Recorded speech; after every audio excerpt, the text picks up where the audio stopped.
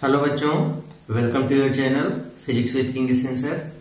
बच्चों, आज हम आप लोगों के लिए लेकर के आए हैं क्लास 12 फिजिक्स के चैप्टर अल्टरनेटिंग करंट के एक बड़ा इम्पोर्टेंट टॉपिक, जिसमें हम लोग डिस्कस करेंगे करंट की, अल्टरनेटिंग करंट या अल्टरनेटिंग वोल्टेज की एवरेज वैल्यू क्या होती है, आरएमएस वैल्यू क्या होती है। इस पे काफी न्यूमेरिकल आते हैं, क्वेश्चन आते हैं, इम्पोर्टेंट चीज है।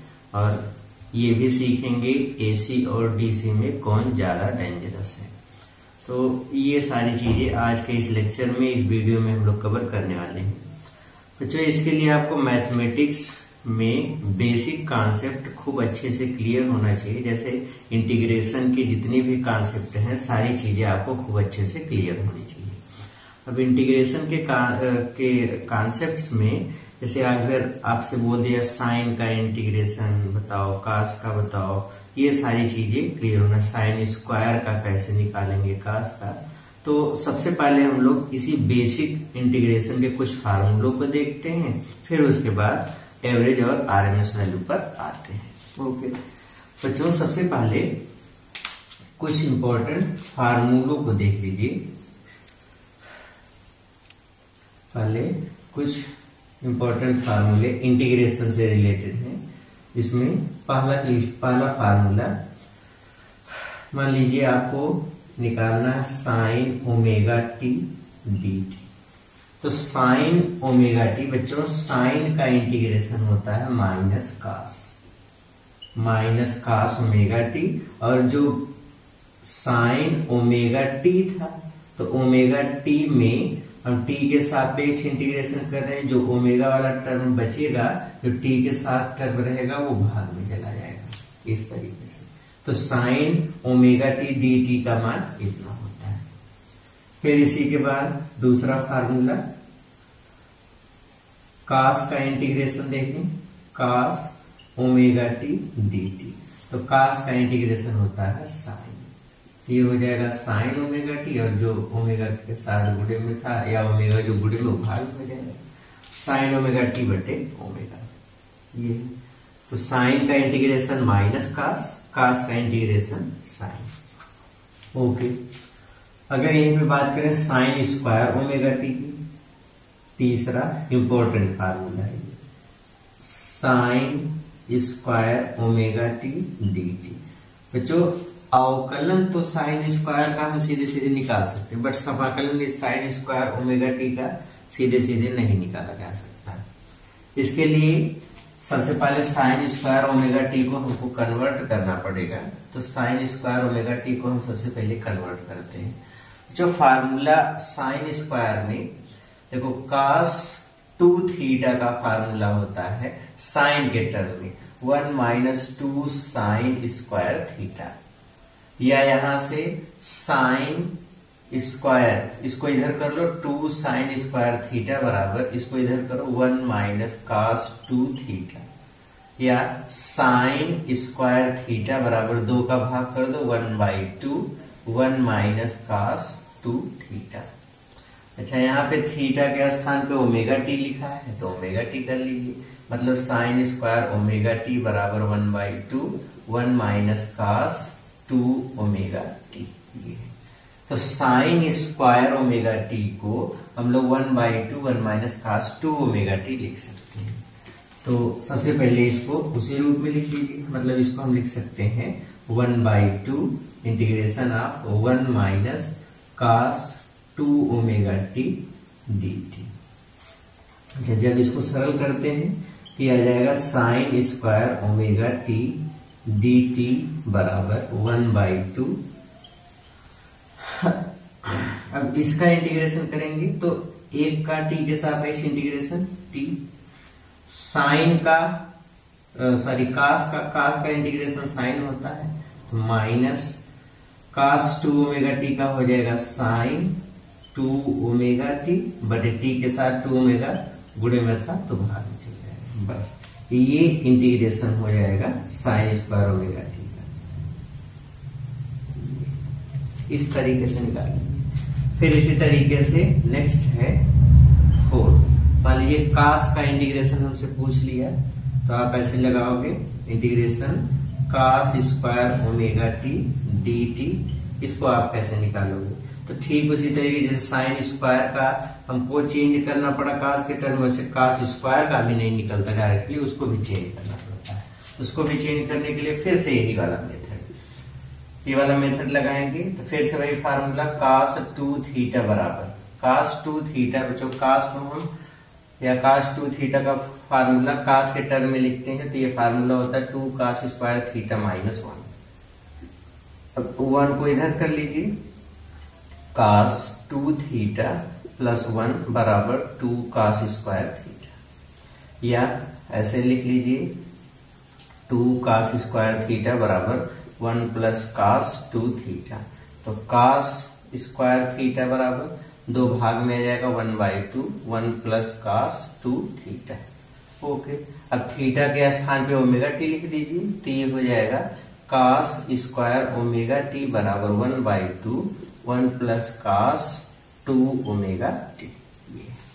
तो जहां cos स्क्वायर ओमेगा टी है वहां हम इतना रख सकते हैं, वही चीज यहाँ पे रख दीजिए। यहाँ पे मान रखेंगे ये हो जाएगा 1/2, ठीक है, 1/2 ब्रैकेट में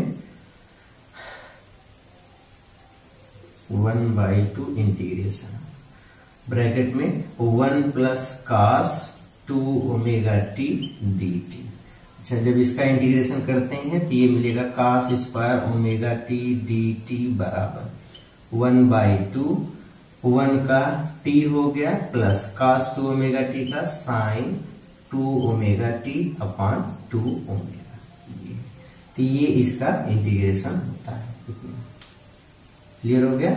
तो अब से ये देखिए, ये चारों जो फार्मूले हमने बताए ये चारों बड़े ही बेसिक है, अक्सर आपको यूज में मिलेंगे। तो इसको खूब अच्छे से तैयार कर लेंगे। cos स्क्वायर ओमेगा टी का इंटीग्रेशन कितना होता है, साइन स्क्वायर का, साइन ओमेगा टी का, cos ओमेगा टी का। ये बेसिक चीज क्लियर रहेगी तो बाकी चीजों को कैलकुलेट करने में बहुत मजा आएगा। ओके, ठीक है, मिटा देते हैं इसको, नोट कर लीजिए जल्दी से। ओके, अब आते हैं बच्चों अपनी टॉपिक पे। सबसे पहले हम लोग एवरेज वैल्यू फाइंड करते हैं, अल्टरनेटिंग करंट की एवरेज वैल्यू कैसे निकलेगी। तो एवरेज वैल्यू निकालने की जरूरत क्या है, क्यों हमको एवरेज वैल्यू निकालना पड़ता है?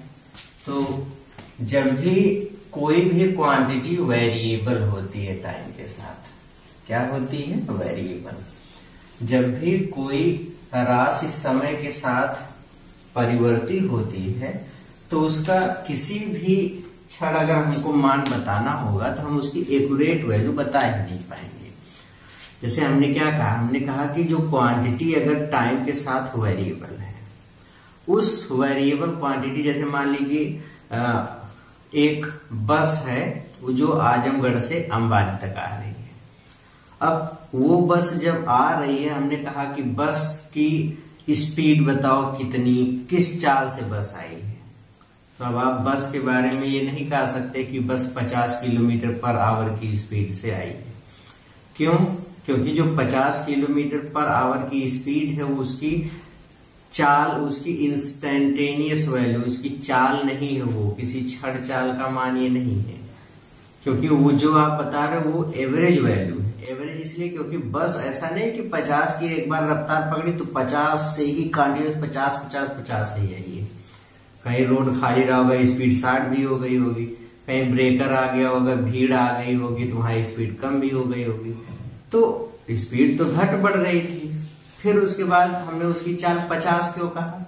तो 50 जो स्पीड हम बताए वो 50 ये बता रहा है कि जो स्पीड है वो वेरिएबल है टाइम के साथ। अगर स्पीड टाइम के साथ वेरिएबल है तो हम बोलेंगे कि ये इसकी एवरेज वैल्यू है। अच्छा, जब भी जैसे मान लो, अब ऐसे समझो कि एक क्वांटिटी है या एक क्लास में सपोज 10 बच्चे बैठे हैं, एक क्लास में 10 बच्चे हैं। अब 10 बच्चों में अगर देखें, एक की हाइट 5 फुट, एक की हाइट 5.1 फुट, एक की हाइट फिर 5 फुट, फिर एक की हाइट 5.2 फुट, ऐसे सबकी हाइट इस तरीके से वेरी कर रही है। अब आपसे पूछ लिया कि क्लास में जो बच्चे हैं कितनी हाइट के, तो अब आप खाली अगर 5.1 कहेंगे तो गलत हो जाएगा। तो हमको सबका एवरेज निकालना पड़ेगा, क्योंकि सब क्वांटिटी वेरिएबल है या सबकी हाइट अलग अलग है। तो हम एक एवरेज निकालते हैं। जब एवरेज निकाले, मान लीजिए एवरेज आ गया 5.05 फुट, तो अब हम कहेंगे कि हाँ, इस क्लास में जितने बच्चे हैं सबकी जो औसतन ऊंचाई है, वो जो औसतन ऊंचाई है वो 5.05 इतना है। तो अब इस चीज को जो हमने बताया वो एवरेज है। तो जब भी हम एवरेज बताते हैं तो एवरेज वैल्यू होती है कि अगर क्वांटिटी वेरिएबल है टाइम के साथ, तो वेरिएबल क्वांटिटी को रिप्रेजेंट करने का तरीका है कि हम एक्चुअल में कितनी वैल्यू बता रहे हैं या क्वांटिटी का एक्चुअल वैल्यू कितनी है। तो इस तरीके से वेरिएबल क्वांटिटी हमको बतानी पड़ती है। ओके, तो थोड़ा बहुत आइडिया ये समझ में आ रहा है कि हमको एवरेज निकालने की जरूरत क्या है। तो जब भी क्वांटिटी वेरिएबल होगी टाइम के साथ, तो उसको बताने के लिए भाई वो तो बदल रहा है, तो हम कैसे किसी को बताएं। जैसे हम कह देंगे हाँ अभी इतनी स्पीड है 60, लेकिन 60 तो उसकी है नहीं, 60 से ज्यादा भी हो जा रही, कम भी हो जा रही, लेकिन औसतन जो मान बदल रहा उसकी एक मोटा एक नहीं से कहते हाँ आप इतना पकड़ के चलो, मान लेते इतना है औसतन। तो औसतन का मतलब वो एवरेज चाल है, यहाँ इसी के बीच में वो क्वांटिटी वेरिएबल है या वेरी कर रही है, तो उसको हम बोलते हैं कि अच्छा ये एवरेज वैल्यू है उसकी। तो इस तरीके से एवरेज वैल्यू को निकाला जाता है या इसलिए एवरेज वैल्यू निकाला जाता है। ओके, तो अब बात कर लेते हैं, एवरेज वैल्यू तो हो गई। अब बात करते हैं कि अल्टरनेटिंग करंट या अल्टरनेटिंग वोल्टेज की एवरेज वैल्यू कितनी होती है और कैसे निकाला जाता है। ओके, बात करते हैं बच्चों अल्टरनेटिंग करंट की एवरेज वैल्यू, और उसमें वो दोनों के लिए लेते हैं, एक फुल साइकिल के लिए भी और हाफ साइकिल के लिए भी। अब अगर हम बात करें बच्चों अल्टरनेटिंग करंट की, तो अल्टरनेटिंग करंट में आप देखेंगे ये अल्टरनेटिंग करंट की एक कंप्लीट साइकिल है। इसमें ये सब वैल्यू पॉजिटिव है और इधर वाली वैल्यू सब निगेटिव है। अगर हम एवरेज निकालते हैं तो जितना एक कंप्लीट साइकिल का जब एवरेज निकाला जाता है, तो जितनी वैल्यू प्लस में है उतनी ही वैल्यू माइनस में है। एवरेज होता है, एवरेज मान होता है औसत मान, या औसत कैसे निकालते हैं तो टोटल मान बटे परिवर्ती मान में लगा कुल समय। तो सब प्लस जितना पॉजिटिव करंट है जितना निगेटिव करंट है दोनों ऐड हो जाएगा तो नेट तो जीरो हो जाएगा। इसका मतलब ये हुआ कि अल्टरनेटिंग करंट या वोल्टेज का एक पूर्ण चक्र का औसत मान शून्य होता है। तो ये सारी चीजें हम लोग मैथमेटिकली कैलकुलेट करके देखते हैं कि कितना कितना होता है। ओके, तो हेडिंग लगाते हैं सबसे पहले प्रत्यावर्ती धारा, प्रत्यावर्ती धारा का औसत मान एवरेज वैल्यू,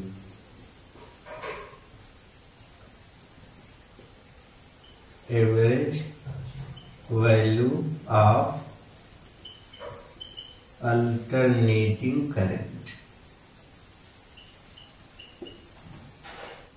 और इसमें भी पहला लेते हैं हम लोग एक पूर्ण चक्र के लिए, एक पूर्ण चक्र के लिए फॉर ए फुल साइकिल।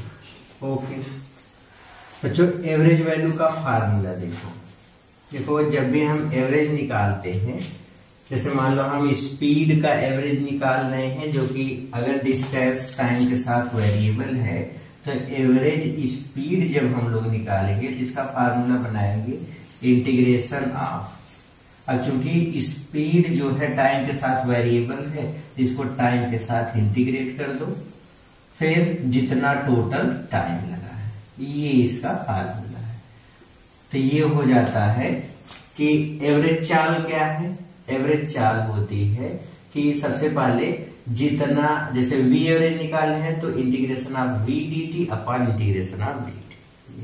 कुल अलग अलग समय में कितनी चाल रहा है और फिर बटे उससे डिवाइड कर दो, ठीक है, टोटल टाइम से डिवाइड कर दीजिए, तो ये हो जाता है एवरेज। इस तरीके से एवरेज फाइंड करते हैं।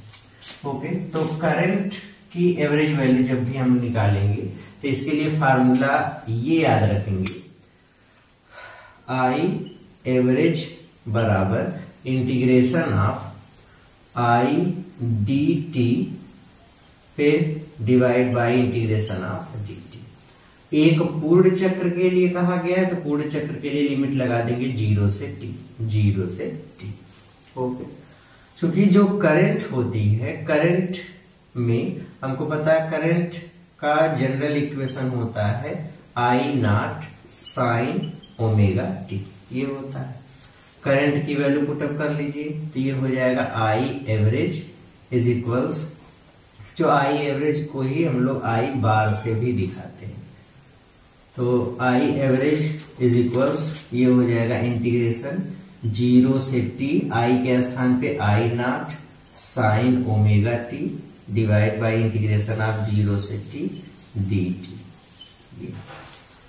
अब आई नॉट कांस्टेंट है, बाहर आ जाएगा, आई नॉट बाहर आ गया।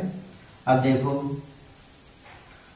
आई नॉट बाहर आ गया, बचेगा कितना, sign omega T, sign omega T.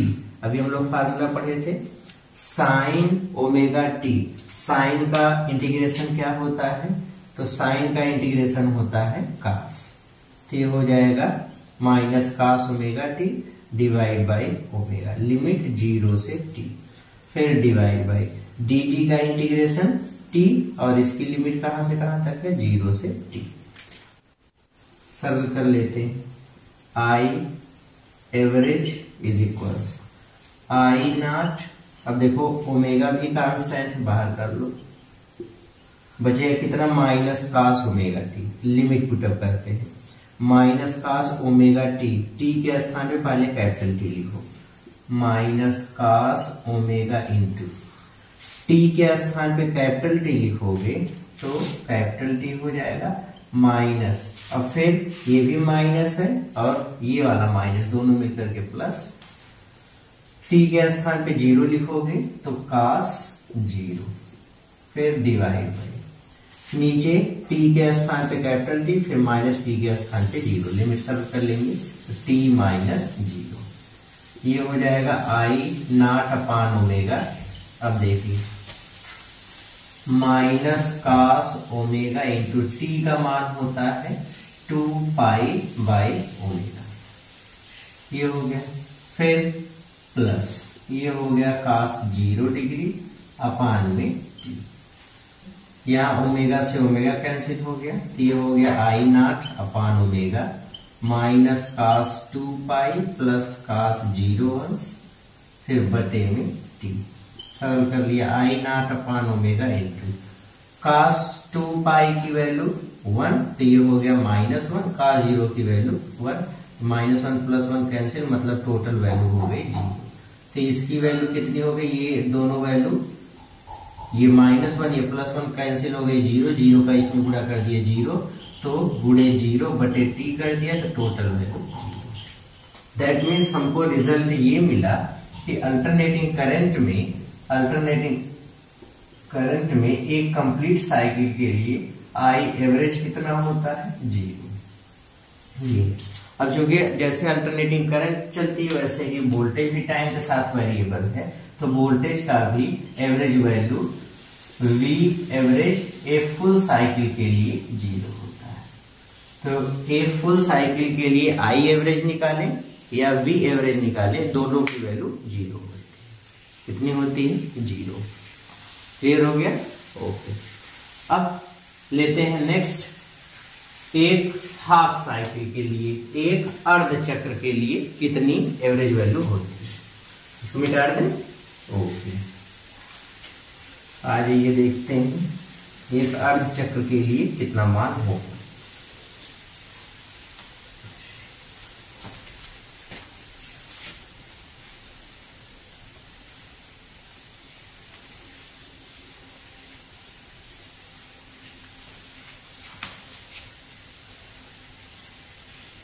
तो एवरेज वैल्यू अल्टरनेटिंग करंट की एक अर्ध चक्र के लिए, एक अर्ध चक्र के लिए हाफ साइकिल के लिए एवरेज वैल्यू फाइंड करेंगे तो फार्मूला उसका वही रहेगा, लगाते हैं आई एवरेज बराबर इंटीग्रेशन 0 से t/2, इस बार 0 से t/2 I D T divide by integration 0 से t/2 dt। अर्ध चक्र है इसलिए 0 से t/2। आई की वैल्यू रख दीजिए I naught sine omega T D T 0 से t/2 डिवाइड बाई 0 से t/2 dt। I not constant है, बाहर आ गया। अब साइन ओमेगा टी का इंटीग्रेशन कितना होगा, cos ओमेगा टी अपान में ओमेगा 0 से t/2 अपान में dt का t लिमिट 0 से t/2। ओमेगा कांस्टेंट बाहर कर लीजिए तो ये हो जाएगा आई एवरेज बराबर आई नॉट अपान में ओमेगा।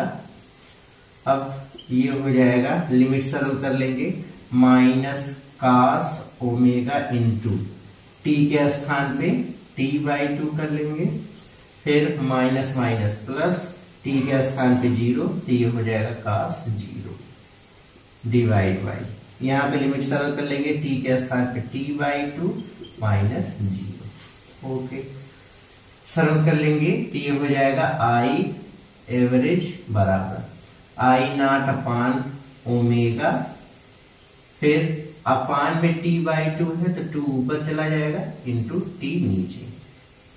अब यहाँ पे माइनस cos ओमेगा के स्थान पे आप लिख सकते हो 2 pi T into t/2 plus cos 0। यहाँ पे 2i naught upon omega, omega के स्थान पे लिख लीजिए 2 पाई टी इंटू टी, ये हो जाएगा t से t कैंसिल, 2 से 2 कैंसिल, cos पाई की वैल्यू -1 माइनस माइनस प्लस, तो ये हो गया 1 और इसकी भी वैल्यू 1, ये हो गया।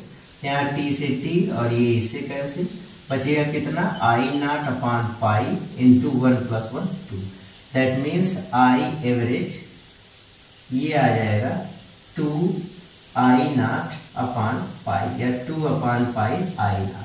बच्चों अल्टरनेटिंग करंट के हाफ साइकिल के लिए एवरेज वैल्यू किसके बराबर होती है, 2/पाई इंटू आई नॉट, किसके बराबर 2/पाई इंटू आई नॉट। इसी तरीके से वोल्टेज की अगर हम लोग बात करें तो वोल्टेज की एवरेज वैल्यू हाफ साइकिल के लिए सेम 2/पाई इंटू जहां आई नॉट है वहां पे वी नॉट लिख देंगे। यहाँ पे आई नॉट पीक वैल्यू है करंट की, वी नॉट पीक वैल्यू है वोल्टेज की। तो इस तरीके से एवरेज वैल्यू फाइंड करते हैं या एवरेज वैल्यू का फार्मूला है। क्लियर हो गया? ओके, अब बात करते हैं बच्चों VRMS वैल्यू की, वर्ग माध्य मूल मान जिसको बोलते हैं। हटा दें इसको। ओके बच्चों, अल्टरनेटिंग करंट या वोल्टेज ये टाइम के साथ दोनों डायरेक्शन में वेरी करता है, पॉजिटिव और निगेटिव दोनों। इसलिए जब हम लोग एवरेज निकालते हैं फुल साइकिल का तो माइनस और प्लस एक दूसरे से कैंसिल हो जाते हैं और ये फुल साइकिल के लिए एवरेज वैल्यू 0 मिलती है। लेकिन अगर हम बात करते हैं VRMS वैल्यू की तो एक चक्र के लिए VRMS वैल्यू का मान 0 नहीं होता। तो एक चक्र के लिए VRMS कितना होता है ये हमको फाइंड करना है। ओके, हेडिंग लगाते हैं RMS वैल्यू, VRMS नहीं RMS वैल्यू, प्रत्यावर्ती धारा का RMS मान, रूट मीन स्क्वायर वैल्यू, इसको बोलते हैं वर्ग माध्य मूल मान। ये तो वर्ग माध्य मूल मान क्या होता है, बच्चों अलग अलग समय में जो करंट मिलेगी उसका पहले स्क्वायर करो, फिर जितना मान मिला है एक पूरे चक्र में, फिर सबका स्क्वायर का माध्य निकालो, फिर उसका वर्गमूल निकालो। जो वैल्यू मिलती है उसको हम लोग बोलते हैं आरएमएस वैल्यू। अब जैसे अल्टरनेटिंग करंट की बात करें तो अल्टरनेटिंग करंट ये वाली कर रहे हैं, चलिए t बराबर 0 पे करंट 0, t बराबर 1 सेकंड पे करंट इतनी हो गई, 2 सेकंड पे इतनी, 3 सेकंड पे, 4 सेकंड, 5 सेकंड, 6 सेकंड, ऐसे अलग अलग समय पे जो धारा का मान है उसका वर्ग निकालो, इसका वर्ग, इसका वर्ग, इसका वर्ग, इसका वर्ग, सबका वर्ग निकालो। फिर पूरे चक्र में जितने मान मिले हैं सबका एवरेज फाइंड करो। एवरेज फाइंड करने के बाद जो मान मिला है उसी का वर्गमूल निकालो, तो वो चीज बन जाता है आरएमएस वैल्यू। ठीक है, तो वो आरएमएस वैल्यू कहा जाता है। ओके, तो शुरू करते हैं। सबसे पहले अब कैसे लिखते हैं इसको, तो इसको लिखने का तरीका देखिए। आरएमएस वैल्यू को कैसे लिखेंगे, IRMS, और हम बात जो भी कैलकुलेशन कर रहे हैं ये एक पूर्ण चक्र के लिए, एक पूर्ण चक्र के लिए ये IRMS बराबर, सबसे पहले वर्गमूल निकालेंगे। और वर्गमूल किसका निकाला जा रहा है, तो आंसर है धारा के विभिन्न समय पर मानों के वर्ग के औसत का। तो धारा I dt, integration of I dt।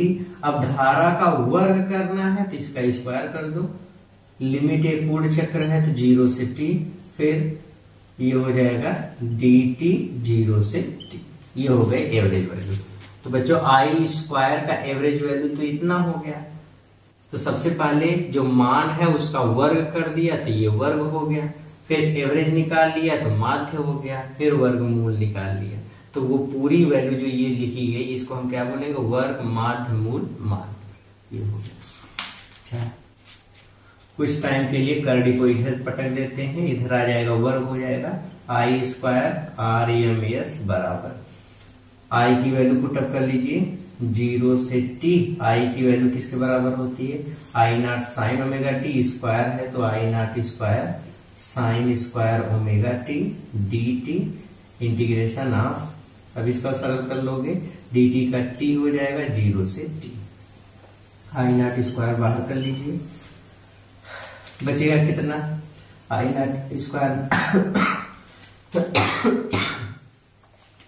I naught square बाहर आ गया तो बचेगा कितना, ये हो जाएगा इंटीग्रेशन 0 से t sign square omega T dt, फिर इसको लिमिट सर्व कर लेंगे t माइनस 0। ओके बच्चों, अभी हमने इसका इंटीग्रेशन एकदम शुरू में देखा था, इसका फार्मूला कितना होता है वही मान रख देते हैं। I स्क्वायर RMS बराबर I नॉट स्क्वायर, ये है।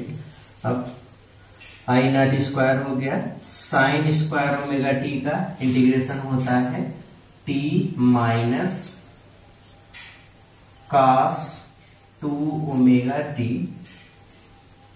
cos 2 ओमेगा टी नहीं बच्चों, cos में नहीं होता, साइन में होता है। Let me check please.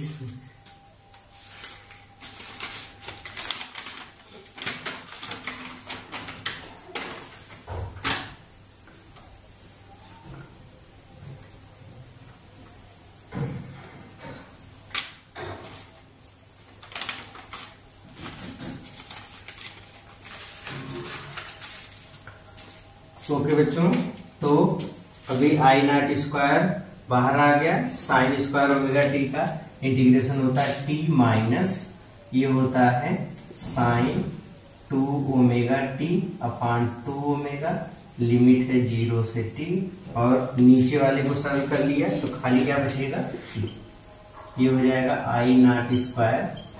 अब सरल करते हैं, लिमिट सरल कर लो, ये जो बटे t है इसको इसके साथ लिख लो, लिमिट से करो, टी के स्थान पे टी कर लो माइनस।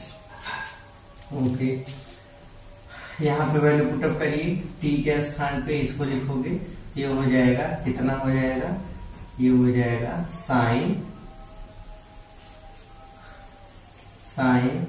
ये 2 ओमेगा इंटू टी के स्मॉल टी के स्थान पे कैपिटल टी, तो कैपिटल टी का मान होता है 2 pi by omega upon 2 omega. अब टी के स्थान पे 0 लिखोगे तो ये भी 0, और यहाँ पे गुणा कर दोगे टी का मान 0 तो साइन 0 उससे भाग कर दोगे 0, तो ये टोटल क्वांटिटी 0 इतना।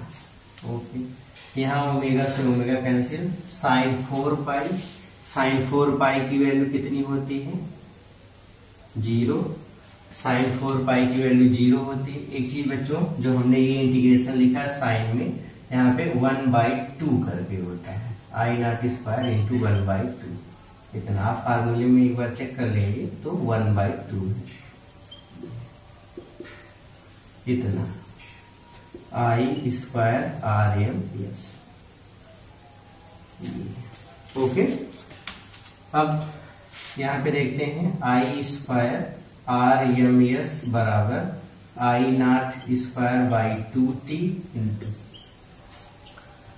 Sign 2 into 2 pi sine 4 pi, sine 4 pi की वैल्यू 0 होती है, इससे भाग कर दोगे टोटल वैल्यू 0, बचेगा खाली t से t मर गया, आई स्क्वायर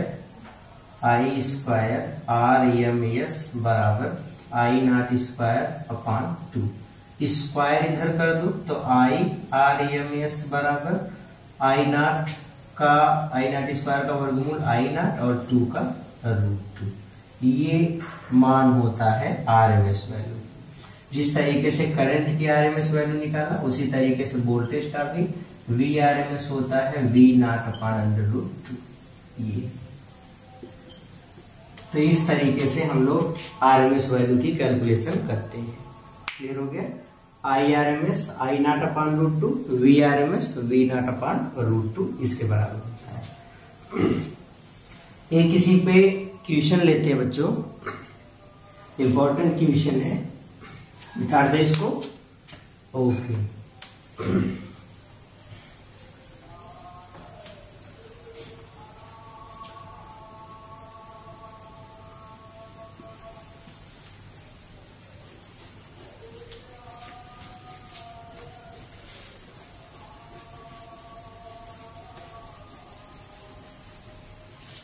क्वेश्चन देखिए बच्चों, क्वेश्चन में है कि कोई करंट है जो टाइम के साथ वेरिएबल, और उस करंट का इक्वेशन है I1 cos omega T plus I2 sin omega T, और आपसे बोल दिया कि इसके एक पूर्ण चक्र के लिए धारा का औसत मान क्या होगा, एवरेज वैल्यू फाइंड करो। तो एक पूर्ण चक्र के लिए इसकी एवरेज वैल्यू कैसे निकालेंगे, तो एवरेज वैल्यू निकालने के लिए फार्मूला लगा दीजिए। IRMS कैसे निकालते हैं, तो IRMS बराबर होता है सबसे पहले वर्गमूल, किसका वर्गमूल निकालना है, तो औसत का, जो धारा के वर्ग का औसत है, ये हो गया। एक पूर्ण चक्र है तो लिमिट 0 से t, तब जाकर के ये RMS वैल्यू मिलेगी। तो ये हो जाएगा IRMS बराबर, वैल्यू पुटअप कर दीजिए, छक्का रेडी को इधर कर लो कुछ टाइम के लिए, ये स्क्वायर बन जाएगा। आई का स्क्वायर, आई की वैल्यू रख दीजिए, आई का स्क्वायर कर दोगे 0 से t, आई का स्क्वायर करो बच्चा, इसका स्क्वायर करो तो इसका होल स्क्वायर बनेगा, कितना हो जाएगा I1 square cos square omega T plus I2 square sine square omega T plus 2I1 I2 sign omega T into cos omega T, ये हो गया, और dt, फिर डिवाइड बाय, नीचे मिलेगा इंटीग्रेशन ऑफ dt का, इंटीग्रेशन t, और ये हो जाएगा लिमिट 0 से t। ओके, अब सम करते हैं इसको। अब एक एक टर्म का इंटीग्रेशन करो बच्चों। वैसे आपको आप निकाल करके देखोगे तो देखो जो एवरेज वैल्यू होती है इस टर्म की, सबकी हम अलग अलग एवरेज वैल्यू निकालते हैं। पहले इस वाले टर्म की एवरेज वैल्यू निकालोगे तो ये मिलेगा कितना, देखो ये मिलेगा इंटीग्रेशन ऑफ 0 से t, पहले खाली इस वाले टर्म की I1 square cos square omega T और डिवाइड बाई इसकी लिमिट सॉल्व कर लिया t-0 बराबर t।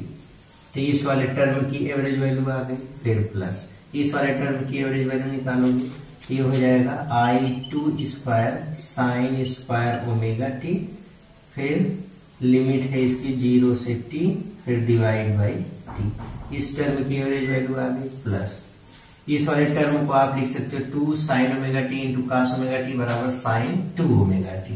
तो ये हो जाएगा इंटीग्रेशन 0 से t I1 I2 into sine 2 omega T divide by d T, और सबको t के सापेक्ष इंटीग्रेट कर रहे हैं। ओके बच्चों, साइन 2 ओमेगा टी का एक पूर्ण चक्र के लिए औसत मान 0 होता है। अभी ये पूरी क्वांटिटी अगर कैलकुलेट करोगे तो ये पूरी क्वांटिटी का कैलकुलेशन 0 आएगा। ठीक है, आप कैलकुलेट करके देख सकते हैं, इसकी वैल्यू 0 आती है। ओके, सरल कर लेते हैं, अभी समझ में आ जाएगा कितना कितना होता है।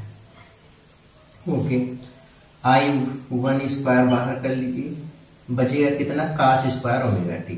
cos स्क्वायर ओमेगा टी का इंटीग्रेशन हम लोगों को पता है, cos का इंटीग्रेशन क्या होता है साइन के टर्म में, तो ये हो जाएगा कितना अपान में t लिख लीजिए। ओके, इंटीग्रेशन इसका करते हैं, इसका इंटीग्रेशन कितना होगा, तो इसका इंटीग्रेशन कर देंगे तो ये हो जाएगा 1/2, ये हो जाएगा 1/2, फिर cos का t, फिर प्लस ये हो जाएगा sine 2 omega T upon 2 omega, limit है इसकी 0 से t। ओके, फिर प्लस में इसका इंटीग्रेशन करेंगे तो I2 स्क्वायर बाहर आ गया अपान में t, इसका साइन स्क्वायर का इंटीग्रेशन करेंगे 1/2, इसका इंटीग्रेशन कितना होता है t minus sine 2 omega T upon 2 omega, limit है 0 से t। उसी तरीके से यहाँ पे I1 I2 कॉमन आ जाएगा, डिवाइड बाई ये t है और अपान में t कर लो। ओके, अब बचेगा कितना साइन 2 ओमेगा टी, साइन का इंटीग्रेशन क्या होता है minus cos 2 omega T upon 2 omega और लिमिट है 0 से t। ओके, अभी इधर कैलकुलेशन करते हैं, यहाँ पे नेक्स्ट यहाँ लिमिट सरल कर लेते हैं बच्चों। ये हो जाएगा कितना है I1 square upon 2 capital T, limit सरल करोगे तो t के स्थान पे कैपिटल T तो t हो गया, फिर प्लस t के स्थान पे कैपिटल T लिखोगे तो sine square sine 2 omega t में, अब इस वाली पूरी वैल्यू को समझो, देखो लिमिट सरल किया, t के स्थान पे t लिखा, इतना हो गया, स्मॉल t के स्थान पे ये sine 2 omega t, small t के स्थान पे कैपिटल T लिखोगे तो ये हो जाएगा sine 2 omega into capital T upon में 2 ओमेगा, तो ये हो जाएगा साइन 2 ओमेगा इंटू t के स्थान पे 2 pi by omega upon 2 omega. ये इससे कैसे साइन 4 पाई की वैल्यू 0, तो टोटल वैल्यू इसकी कितनी आ जाएगी 0। ठीक है, तो इसकी टोटल वैल्यू 0, यहाँ पे लिख लेंगे, ये वाली वैल्यू हो गई 0। फिर t के स्थान पे 0 रख देंगे तो ये 0 ये 0 तो 0 ही होगी, मतलब बाकी सारी वैल्यू 0। फिर प्लस यहाँ पे सरल कर लिया तो कितना हो जाएगा I2 स्क्वायर अपान 2t, फिर ठीक उसी तरीके से लिमिट पुटअप किया, t के स्थान पे आ जाएगा कैपिटल T माइनस 0, साइन वाला टर्म है तो साइन वाला टर्म के t को रख करके सरल कर लेंगे 0, और फिर उसके बाद इंटीग्रेशन कर देंगे, मतलब बाकी t के स्थान पे स्मॉल t के स्थान पे 0 लिखोगे लोअर लिमिट तो भी 0, फिर इसके बाद plus I1 I2 upon T. यहां सरल करोगे तो देखो टी के स्थान पे पहले टी लिख देंगे, टी के स्थान पे टी लिख दोगे। ये वाली पूरी लिमिट कैसे सरल कर रहे हैं, यहाँ पे देखो टी के स्थान पे टी लिख दिया, टी हो जाएगा minus cos omega 2 omega minus cos 2 omega into t के स्थान पे कैपिटल टी का मान 2 pi by omega upon 2 omega, फिर माइनस माइनस प्लस टी के स्थान पे लोअर लिमिट, तो ये हो गया कास 0।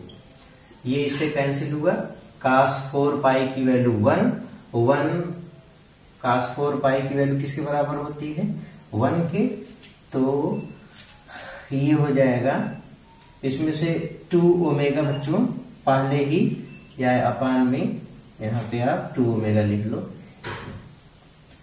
देखो कैसे सरल किया गया, पहले टी के स्थान पे कैपिटल टी लिखा तो minus cos 2 omega into capital t का मान 2 pi by omega upon 2 omega, फिर टी के स्थान पे 0 लिखा और लिमिट सरल करते तो माइनस माइनस प्लस हो जाएगा, कास टी के स्थान पे 0 कर दिया, कास 0 बटे में 2 ओमेगा था तो बटे में 2 ओमेगा। ये वाली पूरी पहले 2 ओमेगा बाहर कर लो, बचेगा कितना माइनस कास 4 पाई की वैल्यू 1 प्लस कास 0 की वैल्यू 1, ये इससे कैंसिल बराबर 0। मतलब इसकी पूरी लिमिट पूरा सरल करने के बाद इसकी पूरी वैल्यू कितनी आती है, 0। इसकी पूरी वैल्यू 0 आती है तो इसके स्थान पे हम लोग क्या लिख सकते हैं, 0। अगर आपको पूरे फार्मूले वगैरह सब कुछ याद है तो आप सीधे सीधे इसी वाले टर्म को 0 कर सकते हैं। क्यों 0 कर सकते हैं, क्योंकि साइन 2 ओमेगा टी का एक पूर्ण चक्र के लिए औसत मान 0 होता है, 0 कर सकते हैं। तो ये वाला टर्म 0 हो गया। बचेगा कितना, बचेगा बच्चों I1 स्क्वायर अपान में 2t फिर इंटू टी। अब कैंसिल भी कर लेते हैं, तो सब 0, ये भी 0, इधर तो 0 हो गया। यहाँ t से ये t कैंसिल कर दो, यहाँ भी t से t कैंसिल कर दो, इनकी कहानी खत्म है। तो ये हो जाएगा I स्क्वायर RMS बराबर I1 square by 2 plus I2 square by 2। अब हम इसी को ऐसे लिख सकते हैं I स्क्वायर RMS बराबर 1/2 I1 square plus I2 square. अब स्क्वायर इधर कर लो, IRMS पूछा गया तो IRMS बराबर स्क्वायर इधर आ जाएगा तो करड़ी बनेगा under root 1/2 I1 square plus I2 square.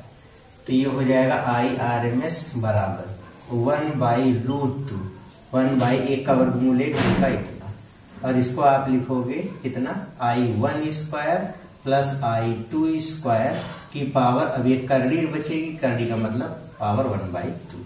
ये इसका मान। इस तरीके से हम लोग एवरेज वैल्यू फाइंड करेंगे। कौन सी वैल्यू, एवरेज। क्लियर हो गया, ओके। इंटरेस्टिंग सवाल है, बड़ा क्वेश्चन है, इंपॉर्टेंट क्वेश्चन है, ठीक है। मिटा दें, ओके।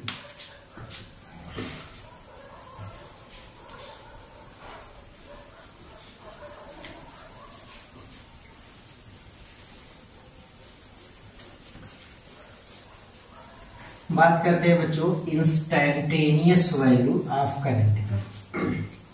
धारा का तात्क्षणिक मान कैसे निकालते हैं, क्योंकि करंट वेरिएबल है तो उसकी इंस्टेंट वैल्यू कैसे फाइंड करते हैं। ये चीज देखिए बच्चों, जैसे मान लो इंस्टैंटेनियस वैल्यू या इसको बोलते हैं तात्क्षणिक मान, प्रत्यावर्ती धारा का तात्क्षणिक मान। बच्चों इंस्टैंटेनियस वैल्यू का फार्मूला होता है I इंस्टेंट। इसका फार्मूला होता है d/dt ऑफ I। इस फार्मूले से हम लोग इंस्टैंटेनियस वैल्यू फाइंड करेंगे, ओके। जैसे आपको मान लो एक एग्जांपल से इस चीज को समझते हैं। मान लो कहा दिया कि करंट जो है वो टाइम के साथ वेरिएबल है और करंट का इक्वेशन दिया गया है t³ + 2t + 1 इतने एम्पियर है। अब आपसे बोल दिया t बराबर 2 सेकंड पर धारा का मान क्या होगा। धारा का मान t बराबर 2वें सेकंड पर, t बराबर 2वें। बच्चों कैसे पहचानेंगे इंस्टेंटेनियस वैल्यू पूछा जा रहा है, तो जैसे बोलेगा तीसरे, दूसरे, पांचवें, छठवें, ऐसे तो आप पहचान जाइएगा कि इतने। जैसे बोलते हैं t बराबर इतने पर, तो पर कहा देगा सीधे इसी इक्वेशन में मान रख देंगे, ठीक है। लेकिन अगर पांचवें, छठवें इस तरीके, तो उसका मतलब किसी क्षण कहा जा रहा है, तब उस समय आप फार्मूले पे मान रखोगे। फिर से सुनो, जैसे आपको एक क्वेश्चन दे दिया गया करंट का, बोल दिया करंट टाइम के साथ वेरिएबल है, आपसे कहा दिया t बराबर 2 सेकंड पर, तो 2 सेकंड पर का मतलब इस पर। फिर आपसे बोले 2वें सेकंड, t बराबर 2 सेकंड पर कहा दे या 2वें सेकंड, 2वें सेकंड, तो 2वें सेकंड का मतलब क्या होगा, तो आपको इंस्टेंटेनियस वैल्यू निकालनी है। एक बार फिर से सुनो, इंस्टेंटेनियस वैल्यू जब भी आपको क्वेश्चन पूछेगा जिसमें जैसे बोल देगा 2 सेकंड बाद मान याद करो, 4 सेकंड बाद मान याद करो, t बराबर 2 सेकंड बाद धारा का मान क्या होगा। तो जब बाद वर्ड आए, क्या है बाद, तो ऐसे के लिए जो समीकरण रहेगा उसमें सीधे आप मान रखोगे। जैसे आपसे कहा दिया t बराबर 1 सेकंड पर धारा का मान क्या होगा, तो इसमें t बराबर 1 सेकंड पर, 1 सेकंड मतलब पहले सेकंड पर, तो जब पर कहा दे या वे कहा दे, तो ऐसी स्थिति में आप ये फार्मूले पे मान रखोगे। अगर आपसे कहा दे सवाल में कि t बराबर 1 सेकंड बाद धारा का मान क्या होगा, t बराबर 1 सेकंड बाद धारा का मान क्या होगा, तो यहाँ पे तब आप इस फार्मूले पे मान रखोगे, ठीक है। जब आपसे कहा देगा t बराबर 1 सेकंड बाद, तो आप सीधे सीधे समीकरण मान रखोगे। जब बोल दे कि 1 सेकंड पर या वे, ऐसे कहा दीजिए 6वें सेकंड पर या 6 सेकंड पर, तो 6वें सेकंड अगर आ जाएगा तो ऐसी स्थिति में फार्मूले पे मान। जब भी आपको क्वेश्चन में ऐसे आ जाए 5वें या पर, तो उसके लिए फार्मूले पे मान। और जब आपको दे देगा बाद, तो बाद अगर कहा देगा तो उसके लिए सीधे इस इक्वेशन पे मान। क्लियर हो गया। तो इस तरीके से वैल्यू सॉल्व करेंगे, इसमें गलत नहीं करेंगे। तो इंस्टेंटेनियस वैल्यू जैसे हमसे क्वेश्चन में कहा दिया 2वें सेकंड पर धारा का मान, तो 2वें सेकंड पर, तब अब यहां पे सवाल लगाओगे तो फार्मूले पे मान रखोगे आई इंस्टेंटेनियस या इंस्टेंट, इसका formula d dt of T cube plus 2t plus 1 है। सरल कर लो, 3t² प्लस 2 और बाकी तो 1 का 0 हो गया। ये हो गया आई इंस्टेंट। t बराबर 2 सेकंड पे कहा है तो t बराबर 2 सेकंड लिख लो, t बराबर 2 सेकंड रख दोगे तो ये हो जाएगा 3 इंटू 2 का स्क्वायर प्लस 2, तो ये हो जाएगा 3 इंटू 4 प्लस 2, मतलब 4 3 12 प्लस 2 बराबर 14 एम्पियर। मतलब धारा आई इंस्टेंट उस समय कितनी है, 14 एम्पियर। इस तरीके से इंस्टेंटेनियस वैल्यू फाइंड करते हैं। तो ये है धारा का, जिसको हम लोग बोलते हैं तात्क्षणिक मान। तो इस तरीके से तात्क्षणिक मान ज्ञात करते हैं। ओके, तो आज के वीडियो में बस इतना ही, मिलते हैं अगले वीडियो में। आज के वीडियो की जो टॉपिक रही काफी इंपॉर्टेंट है, आरएमएस वैल्यू, एवरेज वैल्यू, एक पूर्ण चक्र के लिए, हाफ चक्र के लिए, ये सारी चीजें खूब अच्छे से याद कर लेंगे, तैयार कर लेंगे। बोर्ड की भी दृष्टि से इम्पोर्टेंट है, कॉम्पिटिटिव के दृष्टि से, कॉम्पिटिटिव एग्जाम के दृष्टि से भी इम्पोर्टेंट है। तो बड़े इंपॉर्टेंट टॉपिक आज के इस वीडियो में डिस्कस हुई है। अच्छे से वीडियो को समझ करके, खूब अच्छे से देख करके आप पूरे मैटर को रेडी करेंगे। ओके, तो मिलते हैं नेक्स्ट वीडियो में। तब तक पढ़ते रहिए, मेहनत करते रहिए। All the very very very best.